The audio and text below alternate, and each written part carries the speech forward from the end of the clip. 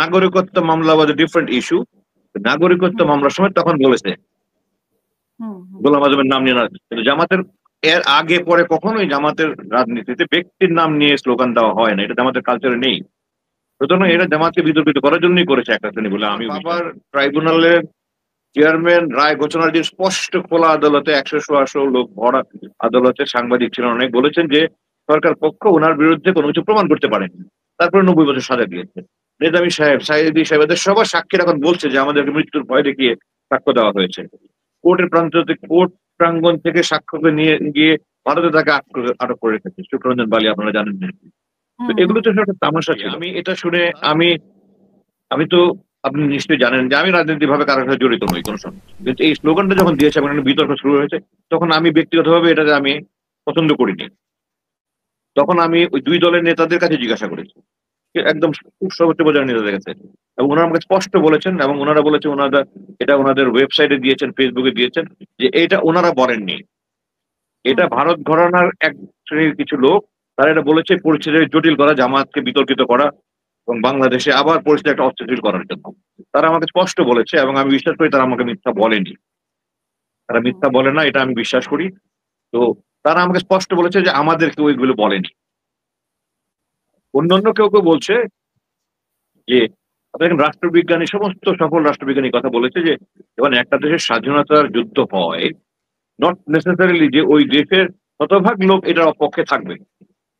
হুম যে আপনাদের ওখানে যে ব্রিক্সিট হলো কিছুদিন পর, এই জন্য আপনি তো বুঝি এটা জানেন ভালো করে, ওখানে কি সবাই কি পক্ষে ভোট দিয়েছে? না হ্যাঁ না তো দুই মত থাকতে পারে, কিন্তু যখন একটা ভূখণ্ড স্বাধীন হয়ে যায় তখন ওই ভূখণ্ডের সবাই সমান অধিকার ভোগ করে, তবে যারা হ্যাঁ অপরাধ করেছে তারা শাস্তি পাবে। হুম তো আমার বাবার বিরুদ্ধে তো 92 থেকে 94 হাইকোর্টে আমরা জিতেছি, সুপ্রিম কোর্টে 94-তে সর্বসম্মত রায়ে জিতেছে অ্যাপিলেট ডিভিশনের, ট্রাইব্যুনালে 16 জন তারা সাক্ষ্য দিয়েছে, আমি একা ডিফেন্স উইটনেস ছিলাম। সবখানে প্রমাণ হয়েছে যে উনি কোনো অপরাধের সাথে জড়িত ছিল। তো এখন হুম আমি কি আমার বাংলাদেশ বলতে পারবো না? আমি দেশের জন্য 30 বছর আমি আমার জীবনের প্রাইম টাইম আমি সেনাবাহিনীর জন্য দিয়েছি, দেশ স্বাধীনতা সার্বভৌমত্ব অখণ্ডতা রক্ষার জন্য কাজ করেছি।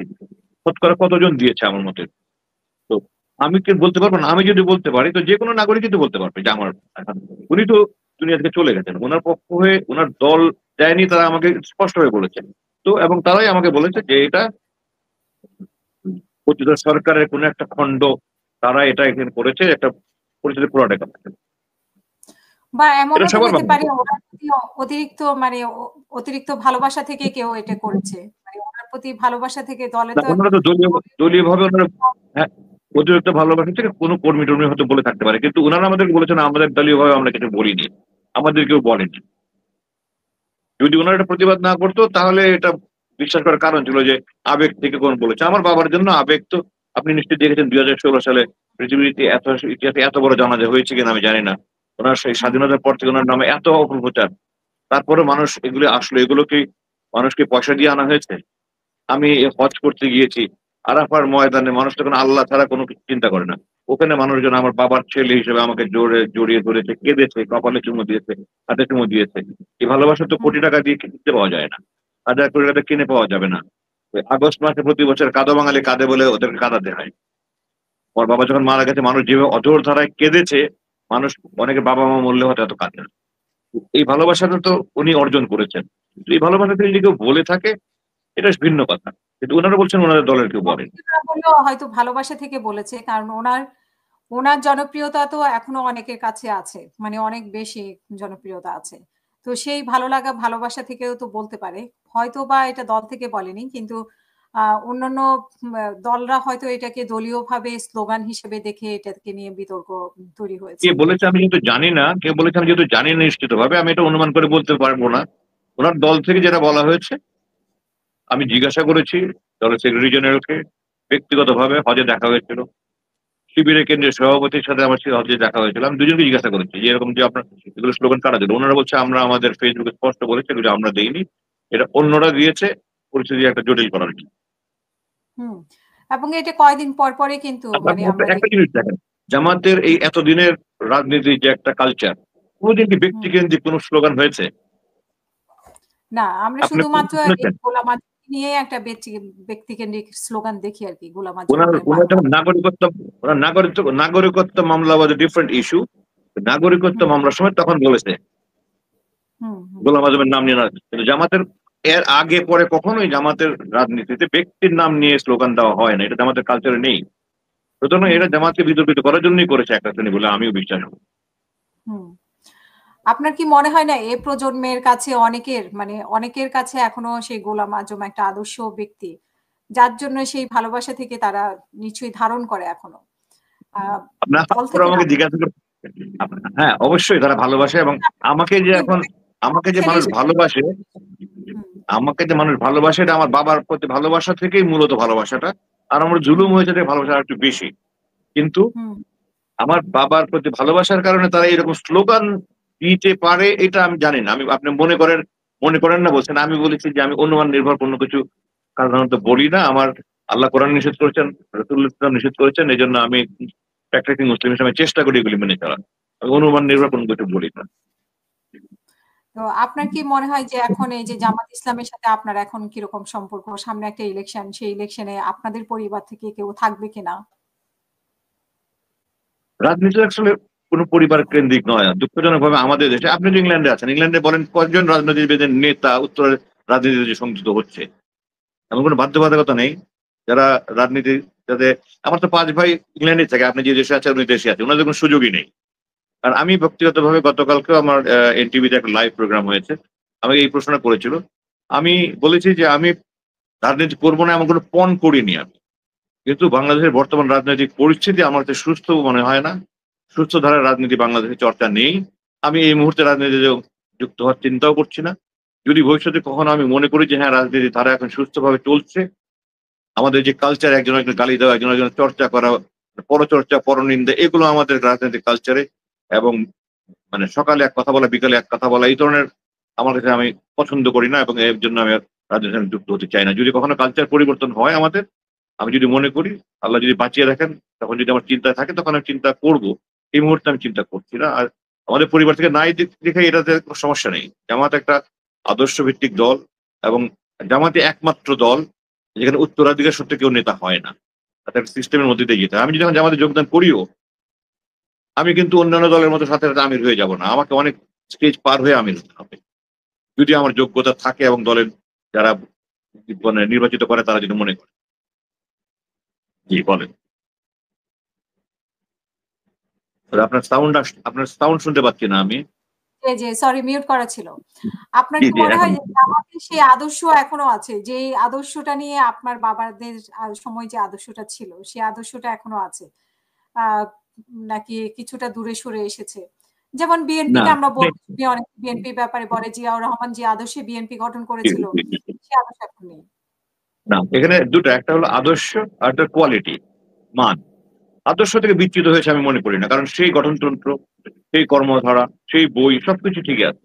কিন্তু আপনি যে সমাজে যে একটা নৈতিক অবক্ষয় হয়েছে গত 3 দশকে মনে করেন, 3-4 দশকে, এটার প্রতিফলন তো যারা জামাতে আসছে তাদের মধ্যে তো ওই নৈতিক অবক্ষয়ের প্রতিফলন তো থাকবেই। আমরা যখন ছোট ছিলাম তখন আমাদের পুরো প্রতিবেশী এলাকার মধ্যে একটা লোক ঘুষ খেত, তার থেকে কথা বলতো না। তো এখন এমন অবস্থা যে ঘুষ যে খায় না সে মাথা নিচু করে চলে। এই যে সমাজের একটা অবক্ষয় হচ্ছে গত 50 বছরে, বিশেষ করে গত 25-30 বছরে, এবং এই যে একটা ডিজিটাল দুনিয়া হয়ে গেছে, এই সবকিছুর মাধ্যমে মানগতভাবে আমি মনে করি আগের থেকে কমেছে, কিন্তু আদর্শ কোনো পরিবর্তন হয়েছে বলে আমি মনে করি না। কারণ আমার বাবা যে দল প্রতিষ্ঠা করেছেন, যে সিস্টেম করে দিয়েছেন, একটা জিনিস যখন সিস্টেম নির্ভর হয় তখন কিন্তু লোক পরিবর্তন হলে সিস্টেম পরিবর্তন হয় না। হ্যাঁ, যুগের পরিবর্তনের সাথে কিছুটা হয়তো মডিফিকেশন করতে হয়, বেসিকটা ঠিকই থাকে, এবং আমি মনে করি বেসিকটাতে কোনো পরিবর্তন হয়নি। গুণগতভাবে হয়তো কিছুটা আগের মতো মান নেই, যদিও আমি তাদের সাথে সম্পৃক্ত সরাসরি নই, আমি বলতে পারছি না, বাট অনুমান করছি। আপনার প্রশ্নের উত্তর বলতে গিয়ে আমি এটা, এই জিনিসটুকু আমি অনুমান করতে পারি। আমার কাছে মনে হয় যেন আগে যে মান ছিল ওই মান হয়তো এখন নেই। কিন্তু অনেকেরই ধারণা যে মুক্তিযুদ্ধের বিষয়টি আসলে জামাত সেভাবে ধারণ করতে পারবে না, যেহেতু অতীতের একটা বিষয় আছে, তারপরে ক্ষমা চাওয়ার একটি বিষয় আছে, এগুলো নিয়ে একটা বিতর্ক আছে। তো সেগুলোর দিক থেকে আপনার কি মনে করেন যে নির্বাচনের সময় এই প্রসঙ্গগুলো খুব প্রাসঙ্গিক হয়ে উঠবে বলে মনে করেন কিনা? না, এখন মানে ক্ষমা চাওয়ার বিষয়ে আপনি যেটা বলছেন এটা তো একটা আপেক্ষিক ব্যাপার। আপেক্ষিক ব্যাপার এই জন্য যে রাজনৈতিক দৃষ্টিকোণ থেকে একটা দেশের ভূখণ্ড একটা আলাদা হয়ে যাক, এটাতে কোনো দেশপ্রেমিক তো চায় না। আপনি যদি সিলেট জেলা স্বাধীনতার ডাক দেয়, আমি তো দেশপ্রেমিক হিসেবে চাবো না আমার অংশটা চলে যাক। ওনার রাজনৈতিক দিক থেকে মনে করছে, আপনি দেখেন যখন 1947 সালে পার্টিশন হলো 2 নেশন থিওরিতে, সোহরাওয়ার্দী সাহেব এবং আপনার ফজলুল্লাহ সাহেব ওনারা তো এটার পক্ষে ছিলেন না। ওনারা তো 1940 সালে যে লাহোর প্রস্তাব দিয়েছিল ফজলুল্লাহ সাহেব, লাহোর রেজলিউশন যেটাকে বলে, ওটার মাধ্যমে কিন্তু 3টা দেশের কথা হয়েছে। ওই পশ্চিম যেরকম পাকিস্তান, ওই অংশের একটা পাকিস্তান হবে। বর্তমান বাংলাদেশ এবং ভারতের পশ্চিমবঙ্গ, কলকাতা সহ পশ্চিম দিনাজপুর, সিলেটের আসামের কিছু অংশ নিয়ে একটা একটা দেশ হবে মুসলিম প্রধান, আর ভারত একটা দেশ হবে। কিন্তু 1947 সালে ওটার না হয়ে 2 নেশন থিওরি হলো। পূর্ব পাকিস্তান, পশ্চিম পাকিস্তান হলো, পাকিস্তান হলো, আর ভারত হলো। কিন্তু ওনারা তো পরে মুখ্যমন্ত্রী হয়েছেন এই দেশে। তো রাজনৈতিক ভাবে একটা সিদ্ধান্ত নেওয়া এক জিনিস, অপকর্মের সাথে জড়িত থাকা এক জিনিস। তো ওনারা তো কোনো অপকর্ম করেন, এটা তো বারবার প্রমাণিত হয়েছে। এই যে জামাতে যে সমস্ত নেতাদের ফাঁসি দেওয়া হয়েছে, আজাদ সাহেব মুক্তি পেয়েছেন একদম নিরাপদ সাব্যস্ত হয়ে। তার মানে স্পষ্ট যে এটা সব ফরমাইশি রায় ছিল।